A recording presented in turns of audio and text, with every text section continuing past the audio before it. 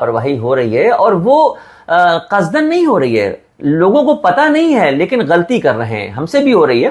اکثر ایسا ہوتا ہے، آپ غور کیجئے گا کہ جب اذان ہوتی ہے، دن میں 5 مرتبہ جب نماز کے وقت ہوتا ہے، اذان ہوتی ہے، تو اذان کو ہم اس اہمیت سے نہیں سنتے ہیں جو اس کی اہمیت ہے، لیکن چونکہ ہمیں پتہ نہیں ہے، ہم کو صرف اتنا پتا ہے کہ اذان اس لیے ہو رہی ہے کہ نماز کا وقت ہو گیا ہے۔ نہیں، علامہ اقبال نے حضرت بلال کی اذان کی ترجمانی کی تو کہا اذان ازل سے تیرے عشق کا ترانہ بنی، نماز اس کے نظارے کا ایک بہانہ بنی۔ اللہ کے نبی نے صحابہ اکرام سے فرمایا کہ جب تم نماز پڑھو تو ایسے پڑھو جیسے اپنی آنکھ سے اللہ کو دیکھ رہے ہو۔ تو صحابیوں نے عرض کیا کہ یا رسول اللہ اگر یہ کیفیت نہ پیدا ہو تو آپ نے فرمایا تب یہ سمجھو کہ اللہ تمہیں دیکھ رہا ہے۔ یہ اہمیت ہے نماز کی، اور اس نماز کی اہمیت کو ہم اس لیے بھولے جا رہے ہیں کیونکہ ہم اذان بے پرواہ ہو کے سن رہے ہیں۔ اذان کے کلمات کیسے آئے؟ جب اللہ کے نبی سرکار دو عالم صلی اللہ علیہ وسلم نے مدینہ منورہ میں ہجرت کے بعد مسجد نبوی کی تعمیر کی، اس وقت تک نماز کا وقت اندازے سے ہوتا تھا۔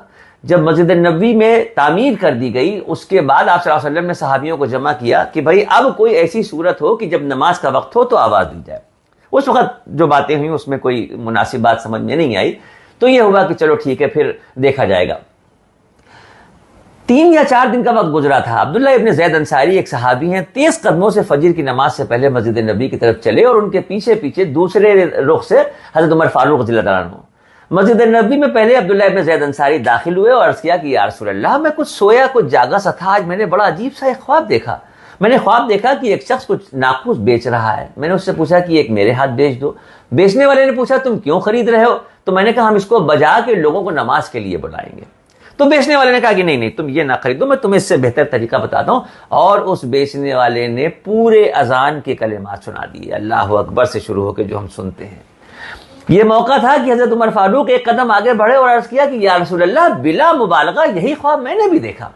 یعنی یہ اذان کے الفاظ پہلے 2 صحابیوں کو خواب میں سنائے گئے، اس کے بعد دوسرے دن جبرائیل علیہ السلام اللہ رب العزت کی بارگاہ سے یہ اذان کے کلمات لے کے اللہ کے نبی کی خدمت میں حاضر ہوئے اور اذان کے کلمات دہرا دیے۔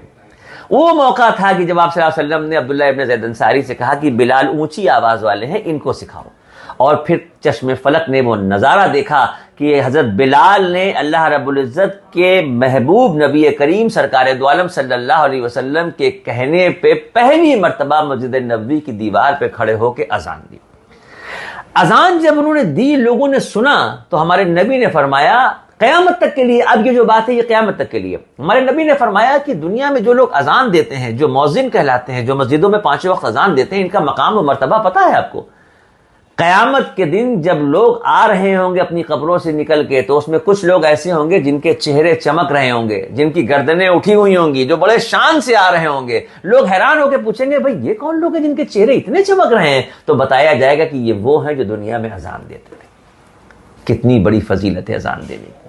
ہمارے نبی نے فرمایا کہ ایک وقت ایسا آئے گا جب لوگوں کو اذان کے بارے میں پتہ چل جائے گا تو لاٹری ڈالی جائے گی، لوگ لڑنے لگیں گے، وہ کہیں گے میں اذان دوں گا، وہ کہیں گے میں اذان دوں گا، یہ عظمت اور یہ فضیلت۔ جب یہ نظارہ سامنے آیا تو صحابہ اکرام نے ہاتھ جوڑ کے عرض کیا کہ یا رسول اللہ اتنی بڑی فضیلت اذان کی اور اکیلے بلال کے حصے میں چلی گئی، ہم محروم رہ گئے، اے اللہ کے نبی ہمارے ساتھ حق تلفی ہے۔ یہ بھی ایک امت کے لیے بہانہ تھا۔ ہمارے نبی نے ارشاد فرمایا کہ نہیں، غم نہ کرو، امت کو اتنی بڑی نعمت سے محروم نہیں کیا جا سکتا۔ آپ نے ارشاد فرمایا کہ جب مؤذن اللہ اکبر کی صدا دے، جب مؤذن اذان کی شروعات کرے تو جیسے جیسے اذان مؤذن دیتا جائے سننے والے اس کو دہراتے جائیں۔ ہائے ہائے ہائے ہائے، کیا کہنے، یعنی مؤذن نے کہا اللہ اکبر اللہ اکبر، تو سننے والے نے خالی اتنا کہہ دیا اللہ اکبر اللہ اکبر، کہا اشہدو ان لا الہ الا اللہ، تو کہا اشہدو ان لا، یعنی اذان ہوتی جا رہی ہے، سننے والے دہراتے جا رہے ہیں، اتنے ہی ثواب کے حقدار سننے والے بھی ہو جائیں گے۔ کیا سبحان اللہ۔ ایک روایت میں آتا ہے کہ جتنے بھی لوگ اذان کے الفاظ دہراتے ہیں یہ بالکل اس کے برابر کا ثواب ہوگا جو ایک مؤذن کو ملتا ہے۔ تو جب یہ خبر گھروں میں پہنچی تو خواتین حاضر ہوئیں، یا رسول اللہ ہم محروم رہ گئے، ویسے ہی ہم نمازوں سے دور تھے، گھر میں نماز پڑھتے ہیں، مسجد میں ہمارے لیے نہیں ہے، ویسے ہی اذان کے معاملات ہوئے تو مردوں کے لیے ہو گئے، ہم محروم ہو گئے۔ تو آپ نے مسکرا کے جواب دیا کہ نہیں تم بھی غم نہ کرو، تم اپنے گھر میں جب موجود ہو تو اذان کے الفاظ سننے کے بعد تم بھی دہرا دو۔ ایک روایت میں آتا ہے کہ مردوں کو 1,00,000 کا ثواب ملے گا، تو خواتین جو گھر میں اذان کے الفاظ سن کے دہرا رہی ہیں 2,00,000 کا ثواب ان کو ملے گا۔ تو بتائیے اتنی بڑی نعمت سے ہم کیسے محروم ہو سکتے ہیں؟ صرف اسی لیے نا کہ ہم بے پرواہ ہیں، صرف اسی لیے کہ ہمیں ہوش نہیں، غفلت میں اذان ہو رہی ہے تو ارے ٹھیک ہے بھائی نماز پڑھ لیں گے، اذان ہو رہی ہے تو نماز پڑھ لیں گے نہیں، اذان کو سنیے، لفظوں کو دہرائیے، ثواب کے حقدار ہوئیے، اس کے بعد مصلی پہ آئیے۔